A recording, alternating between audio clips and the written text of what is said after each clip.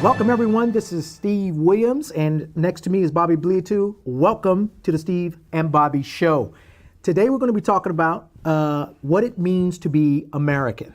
So, and this is on almost every level in the sense of what is the essence of being American? Who has the right to call somebody American, right? Right. The question is, am I American? Are you American, Bobby? I'm American, I think. I'm an American. Right. I was born here. I love this country.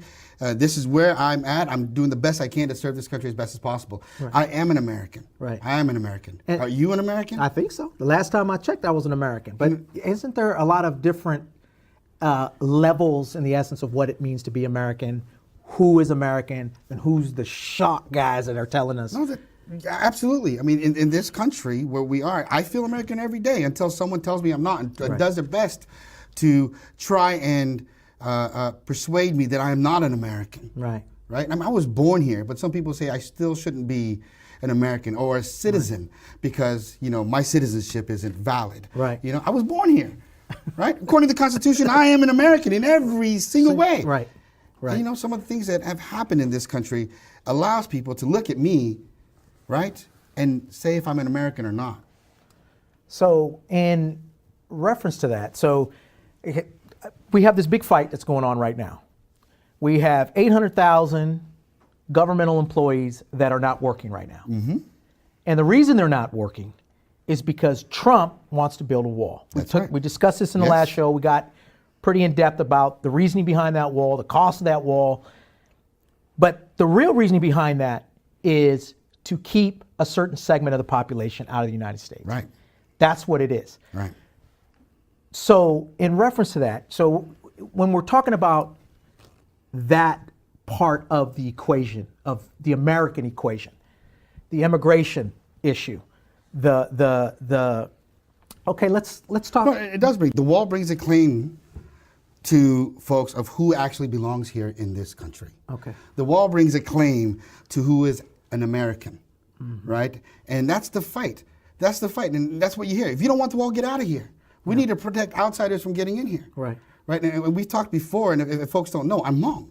Right. And the Hmong folks came to this country from the secret wars of Laos. Right. It was during the Vietnam War, but it wasn't the Vietnam War. Right. We were the Hmong people were brought in by the CIA to fight alongside American soldiers. Right? In Vietnam. Well, no, in Laos, not even in Vietnam. Oh, that's why wow. it was like an illegal war. Okay. Okay? And so that's always been the truth. That is the truth, right? And we were able to seek refuge and come here to America, right? Stop in Thailand, come to America. Right. My parents were able to come straight to America. I was born. Right. Okay? And there really hasn't been too much question about us being Americans. I mean, this country, our country, has given our soldiers that fought in that war citizenship. Right. You fought, now you are a citizen since 2000. Right. On top of that, now just last year, a law was passed that allowed our soldiers to be buried in military cemeteries. You're right. Right? I mean, that's amazing. And It's you're the talking first of its about kind. Laos soldiers that fought in Vietnam. Well, no, we weren't even Laos soldiers. We were Hmong villagers, Okay. Hmong people, conducting regular business as normal. CIA came in and told us to fight. And we fought. And we defended the best we can against communism. We did our very best. We lost like a third of our population, but still, we are here, and this country has given us that respect. But recently, we've had people now with Trump administration, with this push that's coming out here that seems racism, that says that there's only certain kinds of people that belong in America. Right. Right? Is this your America, our America? We have letters, if we can bring up a letter, that went to the media, that went to Congress members, and it's simple. I mean, it went viral, but it says, deport all Hmongs. And their relation to say that we're illegal immigrants is Vietnam War, illegal, CIA there, illegal, CIA plus Hmongs, illegal, therefore illegal aliens, so deport, short history. This sentiment has grown really large. Memories are short. Right. Memories are short. Doesn't matter. I mean, just to give people an example of what we gave up and what we did in there, which if it was truthfully America doing this, it'd be a crime. But what we gave up, if we could show a picture of a soldier, that's a soldier. Yeah. Look at that, Steve. That's a soldier right there. What, 10 years old? That's a .22 rifle because they couldn't carry anything bigger. Because they were too heavy. Yes. So they had to fight with that 22. So we gave up all that to be here. And we are Americans. We bled for it. I was born here. We are American. Don't look at me and say just because of the color of my skin that I'm not an American. Right. You don't ask everybody that. We have to question what's there. I think when we're talking about now we've kind of moved into the immigration, soldier, military, serve thing here, because that's important also, because there are a lot of people don't realize this. When I first joined in 1989, during that time, there were a lot of recruiting stations that were outside the United States. There were recruiting stations in Japan. There were recruiting stations in, what was the other? There were some major countries that were outside that realm of recruiting immigrants that were coming into the military and serving because they wanted to be American. And so because the American economy was doing so well, a lot of those individuals were allowed to do that, were allowed to come into that system, serve, and once they served with the promise of becoming a U.S. citizen. Yes. Yep. And that don't, excuse me, that don't seem to be what's happening. Well, Trump has kind of stopped that from happening. But the issue here is that what we've found out is that these folks who became citizens, shortly after, or these folks who fought for our country are actually being deported. A lot of people don't know. I mean, you've had friends. Yes. You know folks. This is personal to you. Yes. But this is absolutely wrong. Yeah. I mean, think of deporting folks. We'll talk about what you can be deported for, but these are people who have agreed, like you, to pay the ultimate sacrifice to ensure the safety of our country. Right. And they're getting shortchanged. That's absolutely wrong. They're getting shortchanged. So just to let be clear to some folks, if we can bring up where it talks about people who can be deported, right? It's not just military. It's it's in the Immigration Nationality Act 237, where it states that deportable aliens is anybody who has been admitted to the United States that shall, upon the order of Attorney General, be removed if the alien is within one or more of the following classes in this act. So it goes all over, and there's simple things that they can do to be deported. Carrying, getting into any kind of criminal conduct, activity, peeing in public, and how you define if that's moral or not. That can be a deportable offense. These are all very simple things. And when you apply that simplicity to our veterans, honestly, I take offense to that. I think you should. I mean, it's almost like they're giving excuses to not allow certain segments of the population, whether they be immigrants, not allowed to be citizens. Now, for whatever reason that may be, people can have their own opinion on that. Personally, I think it's just a racist and bigoted way of trying to, because many people within the, no matter where it is, a lot of citizens just simply believe that certain people shouldn't be citizens in the United States. No matter if they're serving, no matter what it is, whatever the equation is, they just believe that they shouldn't be serving. Right. And I think that is an issue, and that's a problem. No, it is an issue, and it is a problem.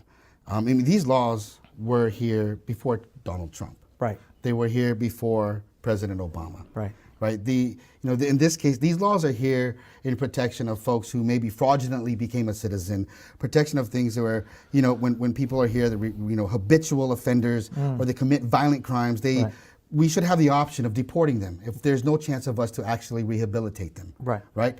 Because, so that's what we have to think about here. But what is happening today with this administration, there has been a huge increase of instruction to deport everyone who has violated any of these without looking at it on a case-by-case basis.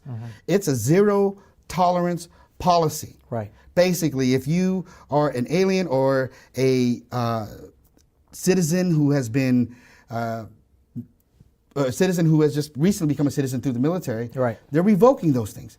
They're finding any way whatsoever to arrest, detain, deport all of these folks. And when we talk about doing it to our veterans, it's an issue. And so we will take a break. Okay. And when we come back, we got someone very special for you who's the chair of the Deported Veterans Committee. We'll get that right when it comes back. Rico Franco, so we'll see you in a bit. Stay tuned. So my name is Ricardo Franco, and I work with the network supporting deported veterans. So the United States has actually deported veterans who have served in our military to hundreds of countries around the world. There are probably a couple thousand. We don't specifically know. The Department of Veterans Affairs doesn't keep track of how many veterans get deported, and Immigration doesn't keep track of how many deportees are veterans. So what we have today is a pit stop, if you will, for the Valenzuela brothers and their RV that they have decorated out supporting deported veterans. They are traveling across the country, gathering petitions to give to the president on Veterans Day to say, bring all of our deported veterans home right now. But what's so important about tonight is that we have the families of local veterans from here who have been deported telling their stories, coming out of the shadows and trying to explain how important all of this really is.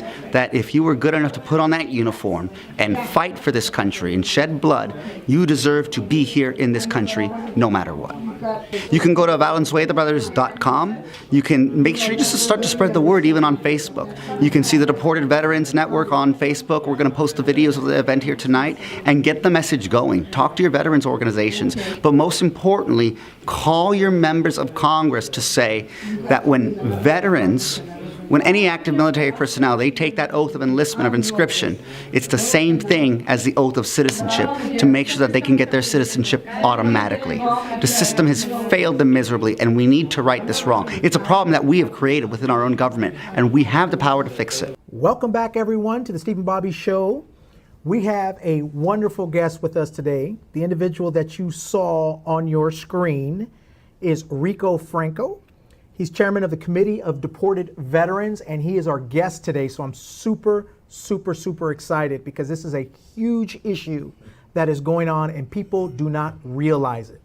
Mr. Franco, thank you for joining us today. My pleasure. Awesome. Tell us what you do. So as chair of the Committee on Deported Veterans, what we're doing is actually pushing for outreach to, number one, make people aware of this issue. Right. Because I think, like you said, the biggest hurdle is that people just don't know about it. We know about the border crisis that Trump's making up right now. We know about the whole immigration stuff, the government shutdown, but people don't know that we've actually been deporting veterans for decades in this country. So that's number one. And all three of these things are, equal up there in importance. The other thing we have to realize is that our deported veterans, especially in our closest neighbor in Mexico, they are living in a country that they know nothing about, and they are facing the same issues that our veterans here at home are facing in terms of trying to get adequate medical care, trying to find jobs in a country they don't know, and dealing with PTSD and other issues, substance abuse issues as well too, not getting the support. And so it's part humanitarian effort as well. Wow. And then, of course, the last thing is navigating this entire legal system to try and clear someone who has gotten caught up in all of this, to try and get them back over here is so incredibly complicated because of the reasons that they got deported in the first place. Right. They vary everything from, maybe getting convicted for a felony or maybe just getting stopped for a broken taillight. Wow. And so is that a state thing? Is it a federal thing? States have different laws, et cetera, on how you can clear things. We've been lucky here in California that our former governor, Jerry Brown, granted clemency to some veterans earlier, and we actually had one come back very recently within the last year that was repatriated after being deported for, I think, 8 years or so. So can you explain that process of clemency for some of our viewers to understand what clemency actually did to keep them from being deported? Yeah, well, in this case, it was getting repatriated, right? And so the issue is that you get deported when you somehow don't have legal status in this country, and you get caught up in the legal system somehow. So for some of these people, and I've talked to them, they admitted, one of them accidentally had some fraud issues going on with his taxes to the tune of $3,000. They sentenced him to 6 years in prison. He spent 6 years in prison, and upon release, instead of releasing him, They deported him. straight back to Tijuana, deportation. And in some cases, it's a state issue, and that's where clemency can become involved. So, well, wait a minute, if the governor grants you clemency, so this isn't on your record anymore, it doesn't necessarily mean you were then ineligible for deportation. They bring you back. Is what they can do is say, well, depending upon this other history and record that you have, now that your record is clean, you would therefore be eligible to become a naturalized U.S. citizen. Oh, and so he literally only came back because he was now eligible to be a citizen, and a citizen cannot be deported, therefore you bring him back. So here's another question, because I some of these veterans, and we don't have a numerical amount, right? No, we don't. That's Okay. that's absolutely true. Some of these veterans, I'm pretty sure, are receiving VA care or have a certain percentage of disability. That's safe to say. How are they being taken care of? How are they being serviced? So it's been a few years now where we've said that if you are entitled as a veteran to your VA care and to your retirement, everything that you sign up for, basically. Right. But like you said, it was impossible for deported veterans to access this. Wow. That is changing now. Oh, and okay. so here in California, they are establishing, the Veterans Department of Affairs is establishing a clinic within Tijuana to actually get the basic medical care that they need, Right, so as well as workshops helping them navigate getting their retirement benefits as well for those who are eligible. So is this the VA is actually doing this, or are these volunteers? I want to make this very clear, okay? Because you make a good point, okay? It's because of activists that the VA is actually doing this and pushing for it. Collaborating with activists and doing this. Exactly. And so now that they're coming into Tijuana to do it, there are groups that are already supporting deported veterans there, such as the Deported Veterans Support House, as well as Unified U.S. Deported Veterans right there on the border, that have been working because, look, they had to get together as soldiers, as brothers, right? Just to survive on the streets of Tijuana. Yeah. And so now that they've made inroads with the VA, they are coming there and saying, well, you already have a social network. Come here there, work with us to get these needs taken care of. Okay. You know, you went down there and maybe multiple times. Can you explain, like, describe what life is like for them and their families? Did the families go with them? Are they, did they stay here in the States? What was that like? I mean, what are they going through? You know, I think in order to preface it a little bit, let's go back to what you guys were talking about earlier. What does it mean to be an American? And I think that has to go back to, well, you're this much American or this much. People want to put you on a class of Americanism, right? I'll tell you right now, I've never served myself. I've never volunteered for the military service. But anyone who puts on that uniform and pledges to defend this country and its people against anybody else in the world is number one American to me, okay? And right there along with them, anybody who comes to this country to work hard, to make something of themselves, and to honor their neighbors around here, whether you speak this language or not, or you're a child coming in here as a refugee from a war-torn country, that's the spirit of America as a nation of immigrants. It doesn't matter whether you are first generation or you've been here for 4 generations like I have. That is what you still see when you go to Tijuana.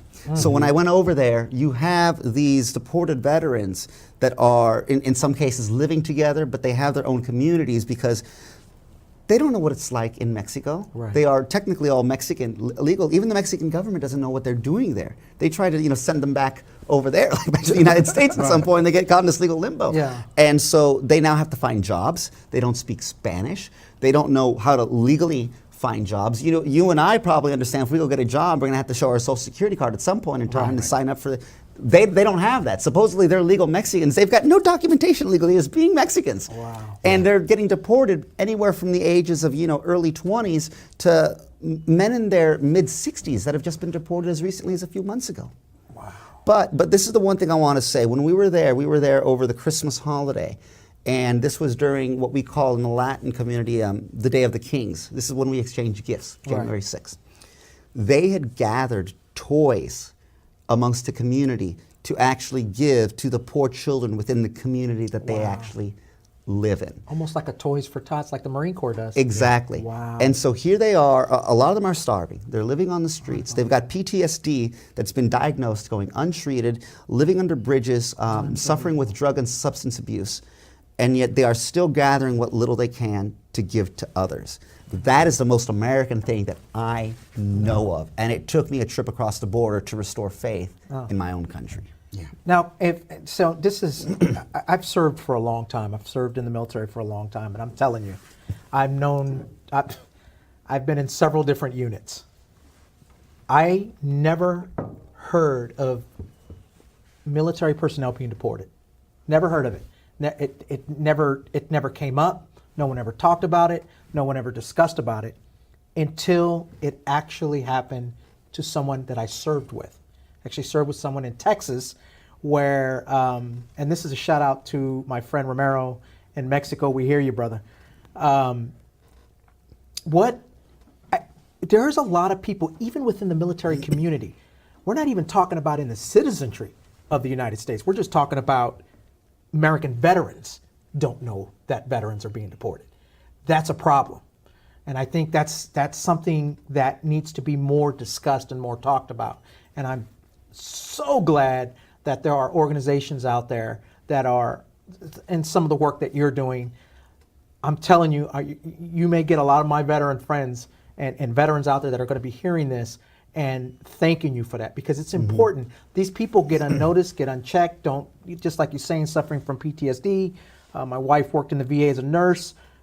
She sees what some of these veterans here in the United States go through. I can't even imagine what some of these veterans are going through in Mexico. So in touching that and discussing that, what is the outcome looking like? Are these veterans, are we getting near a solution? Or is it getting worse because of the Trump? We know what's going on with the wall and the Trump administration and what they're doing. We get it. But is there something else that's helping these veterans that are stuck in Mexico? Something, I know you discussed about they call them B-boxes, vet clinics that are out there. Is there other things that are happening? Yeah, there's a lot of pressure. First of all, if you look at the veterans that we've identified, and there's thousands of them out there, over 80 countries have been deported, trying to bring them back on a case-by-case basis is looking at all their legal status. The best universal blanket situation is to pass a federal law that says when you take that oath of enlistment, you automatically get citizenship based upon your faithful, honorable completion of your duty. And there's no law right now for that. There's no law for that. And here's the problem. A lot of them got in the situation because of this. They knew they were undocumented going into the service, and the recruiters said, no, don't worry, you become a citizen for that. Yeah. They all thought it was automatic.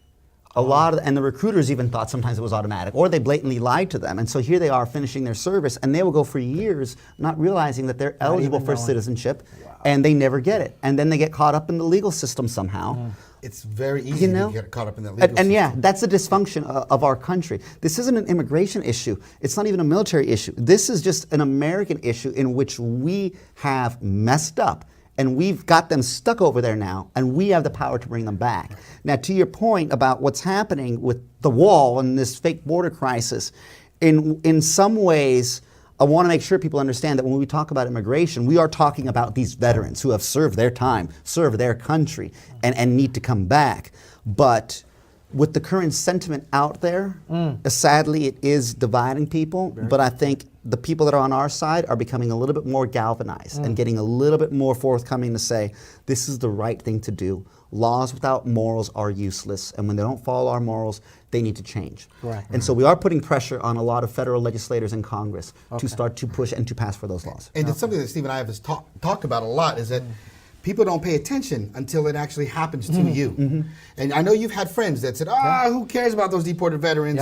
And, they did something wrong, they committed some crime, they don't belong here if they do that. And then a friend of yours realized, the other friend did. You don't know it.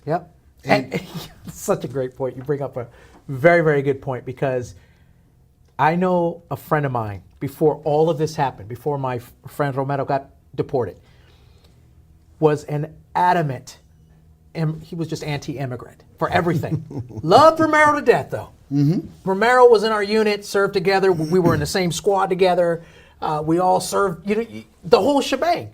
Loved Romero. Romero was the best guy in the world, but if you tuned into some of his social media, you would be like, man, is this guy racist or what? But I know for a fact this guy's not racist. So why is he saying this kind of stuff? It just didn't make no sense. And then when Romero got deported, we actually had a GoFundMe page to try to help this guy, because he was deported and in Mexico with nothing. And within our group, the individual, I'm not going to say his name, you know who you are, actually donated the most. He gave him a bunch of stuff. And it's weird. Why couldn't he have seen that before? Do you understand what I'm saying? Why did it take a personal friend of his to get deported, a personal friend of ours to get deported, for him to see the light? And I think that's what the issue is here. People are just not educated. No, Right. exactly. Exactly. You assume a lot of things because if it isn't in front of you, you can't see it. And that's why, it's very important that people understand the situations that are before us. You Right. said something very interesting, I think that someone would argue against, and like I can see some folks that are against immigrants would argue, when you said they thought they were citizens when they finished. Yep. I see some people saying, how would you not know? You're not a citizen or you are a citizen. That's something that you should know. Yeah. Right? But, we actually have a law, a waiver. Yep. That actually says if you believed you were a citizen and committed a crime or something, but you believed you were, so for instance, voting, because there are children who have come here and their parents became citizens and they're resident aliens. They Never didn't told know. them. Yeah. They didn't know. Yeah. And they go on through life and Yep. it's fine. And then it's time to vote, they vote. Yep. And if they happen to vote, guess what? That's a deportable offense. But it's waived if they actually believed that they were a citizen, How do you prove that? right? Again, in the same way that this country knew to write that law, we kind of Wow. understand that there are situations in life where people just kind of assume something because Yep. of the way you've been living. Yep. So if anyone want to argue that these guys, should have known that they were a citizen or should have known that there was an application, by the way that it was presented to them, that's how they believed it. Yep. And if they believed that they serve their term, that they are citizens, guess what? They're going to believe they are citizens and they will be treated like citizens. And that's what people have to realize too. And see, that's why I always come back to say, laws without morals are useless. Yep.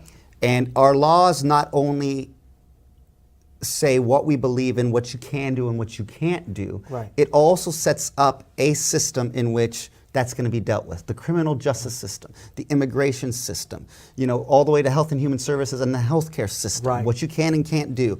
But as it gets bigger and bigger and bigger and more complicated, it's are you following the system or not, rather than, well, is this system working for us or not? And when you come back to the question of morality, well, they didn't follow the law, then they deserve to get deported. They must have done something bad. Well, it's like, listen, do you just want to kick people out? Are you blaming immigrants for your problems, or do you actually want to help yourself by helping other people?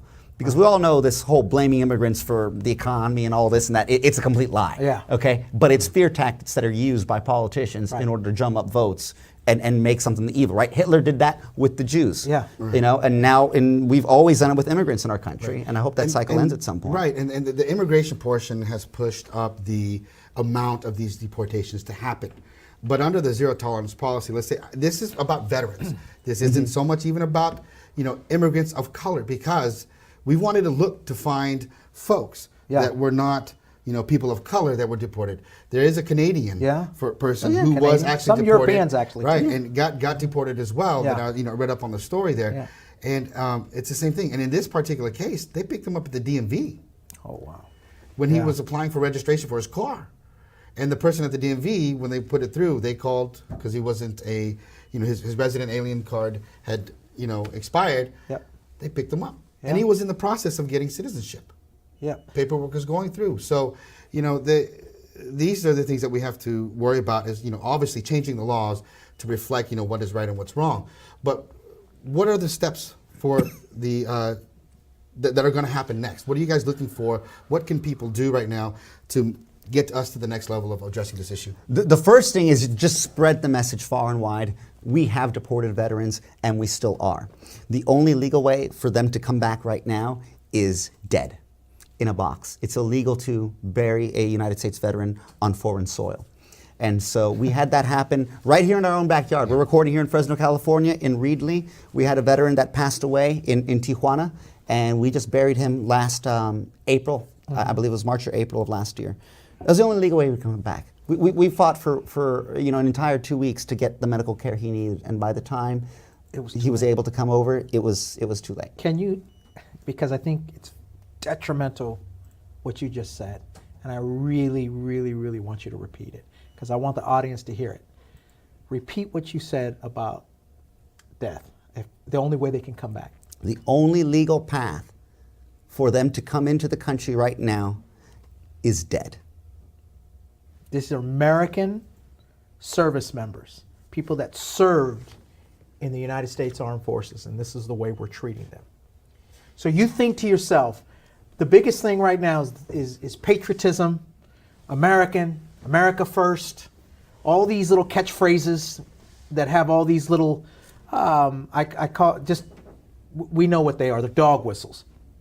Because we cannot treat American service members this way. We cannot have people suffering from PTSD, people suffering from traumatic brain injuries. Some of these, I was reading earlier before you came on about Vietnam veterans that are getting deported. And Vietnam veterans are probably one of the most underappreciated veterans in the United States in any war, including the Korean War. And they were, it was a bad situation. A lot of those veterans suffered for that. Not even counting the fact that the country suffered in itself.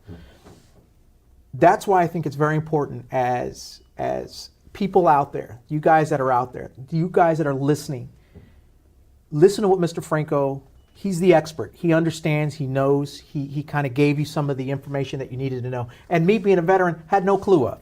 So I think it's important that we all come together and help those individuals that are out there, those veterans that need our help, that are all over the world, because they're not just in Mexico, just a large portion of them are, but just because of our proximity towards Mexico, in Honduras and El Salvador and in those areas. But there's Canadians, there's even Germans that have been deported. There's a bunch of Europeans also that have been deported under that same umbrella. And I think we shouldn't be treating people this way.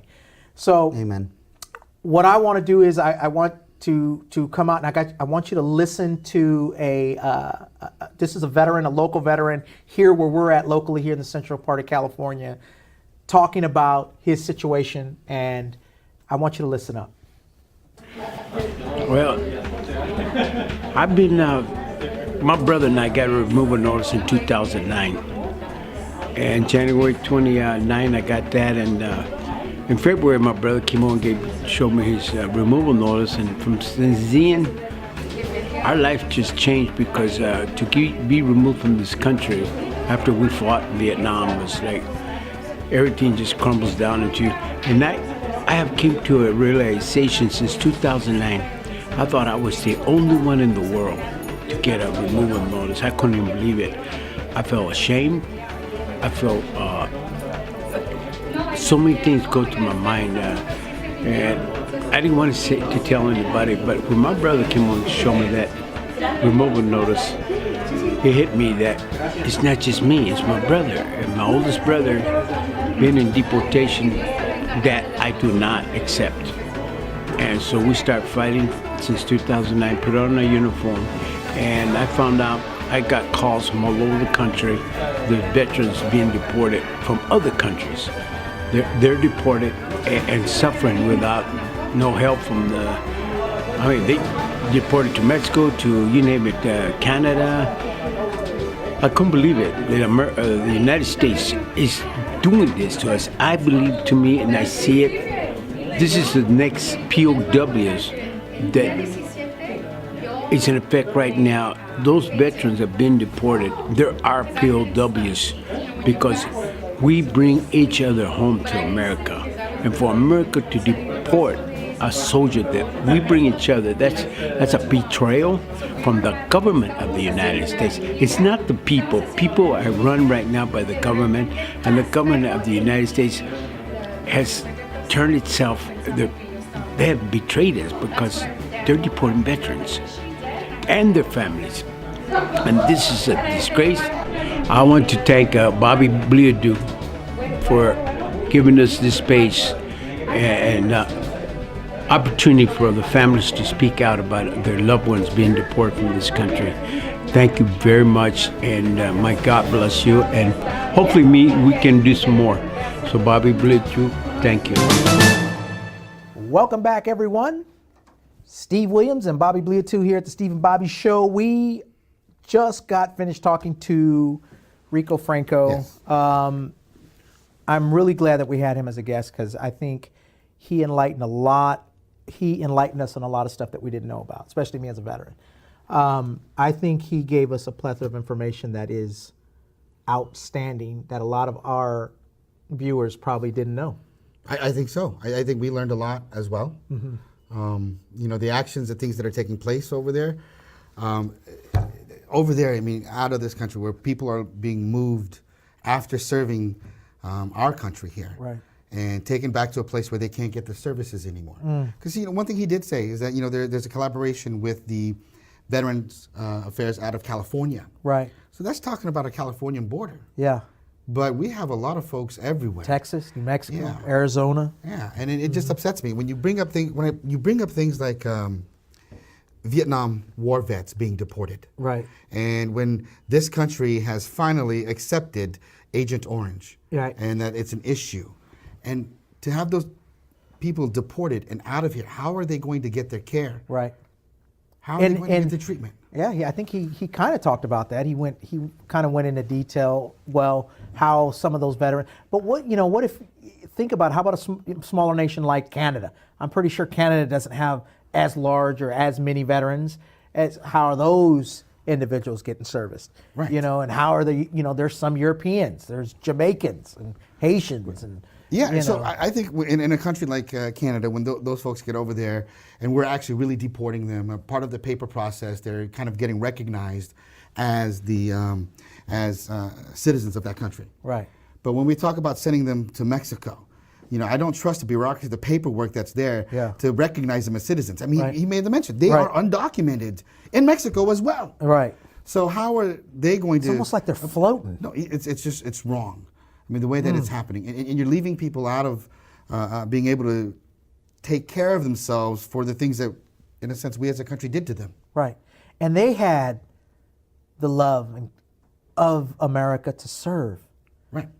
Do you understand what I'm saying? What does that mean? I mean, you did it. You you were there. You made the oath that you would give up your life for Right. this country. You're protecting everything. What does that entail? What is that like? I think, when you put on a uniform and you dedicate yourself to whatever branch of service you're in, probably in anything you do, it can be across the board, but let's just talk specifically on what happened to me.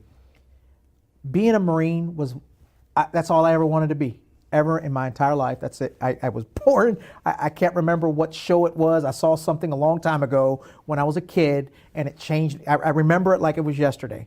And I said, that's what I want to do. That's what I want to serve my country. And then when I found out what came from that, the honor and the dignity and the respect and all of that, it's something you have to just feel for yourself. For these individuals, I'm pretty sure a lot of them felt the same way. That's all they wanted to do was serve, wanted to be an American citizen. They wanted to do their part, and they wanted to have that feeling of being an American citizen by doing their part. And we robbed them of that. Right. We took that away from them.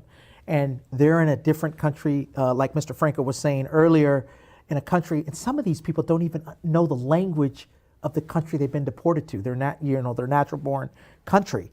That's not right. That's not how we treat people. We don't treat people like that, period, whether they're veterans or not. Much less we're treating veterans like that. You understand what I'm saying? Oh, I do. I think it disgusts me that this actually is happening. Yeah. That in the way that we're handling it. Right. There's a law there, and it's there for a purpose. Right. But the mere fact that we have a zero tolerance policy on this, where we're not even taking it on a case by case basis. Right. Right. That is terrible. Right. Right. We can't do that to folks. And for me, my personal tie, like we did at the very beginning of the show, we talked about how Hmong people are here. We've talked about how there's more deportation that's going to be happening, right? Right. And we've been able in this state to get, ICE, the what it's called, ERO. Oh yeah. The removal. Yes. Department Right. that's handling all of these things. They have to give 14-day notice now, right, for our Cambodian refugees that are to be deported. Now, I don't know if that was a 14-day notice for every single person on the list, or if that's just 14 days for Cambodian. I didn't see that. Right. But our Hmong folks and our Lao folks, we also have there's a list of folks that have to be deported as well. And when I hear things like someone going to the DMV to get their license or register a new car, Right. and they're getting taken from there, and they don't get to call their family members to tell them what happened. They just disappear for At days the on DMV. end. At the DMV. That's not at right. the DMV. It's not right. So we have individuals who've been great Americans for 20 years, 30 years. Yeah. They made a small mistake 35 years ago. Now they have to worry that, oh, if I go to the DMV, if I go to the doctor, if I go over here, are they going to steal me away from my children? Are they going to take me away? Living in constant fear. Right. Or, if I call the police to report something, are they going to take me away? Right. That's something people don't understand. Right. Is that when you lay this kind of pressure on folks, there's a whole portion of our entire country that has to actually be worried. We have a case today that we don't know much about, but a citizen, as ICE had come and arrested a citizen, a veteran we were talking about earlier. Oh, and well, before I had my train of thought, and Sorry, no, I broke you. I was thinking because when you were just talking about right now when you're talking about deportations and stuff, I was thinking of the family I think is in Oklahoma, the individual that owned the restaurant. Maybe it was Kentucky or Oklahoma. I can't think of his name right now. Where he's been in this community I think for 25 years. He lived in this community. He was there. He went to school in the community. Went to college in the community, opened a restaurant in the community, and he was well known. Everybody knew him. Everybody knew this guy. And then just one day he was gone. He was gone. He was deported. Lost his business. His family lost his house, lost their car. He had 3 kids, or I don't know how many kids he had. There's stories like this going all over the country. It's everywhere. Everywhere. This is happening, and this is just not right. And I know this segment we're talking mainly about veterans and the issues with veterans, but we hear you citizens out there. We hear their cries also, and we hear what they're saying, and this affects all of us because all those people that are out there could be your friend, could be your neighbor.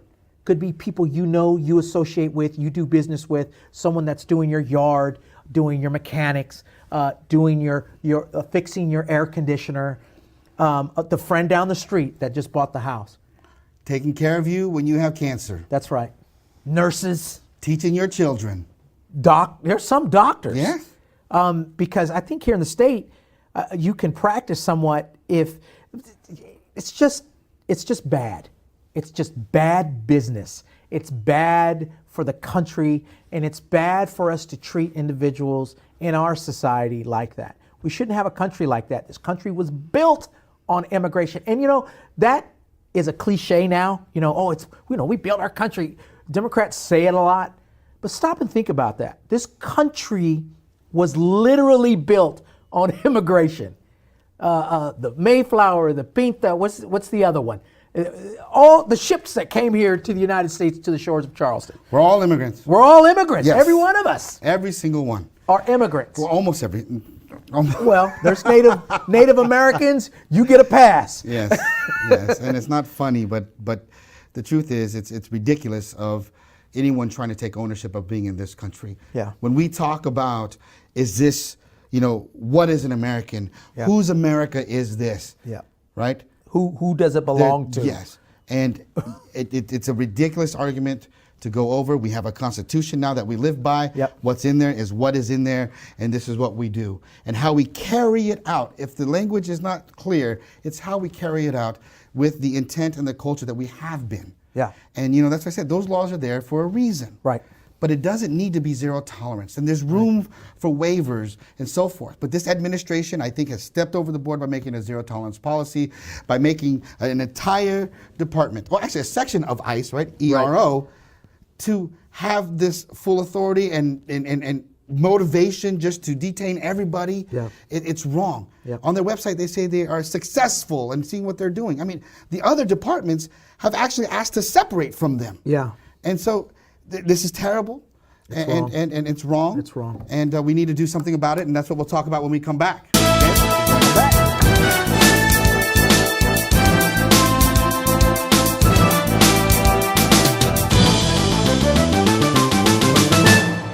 Welcome back, everyone, to the Steve and Bobby Show.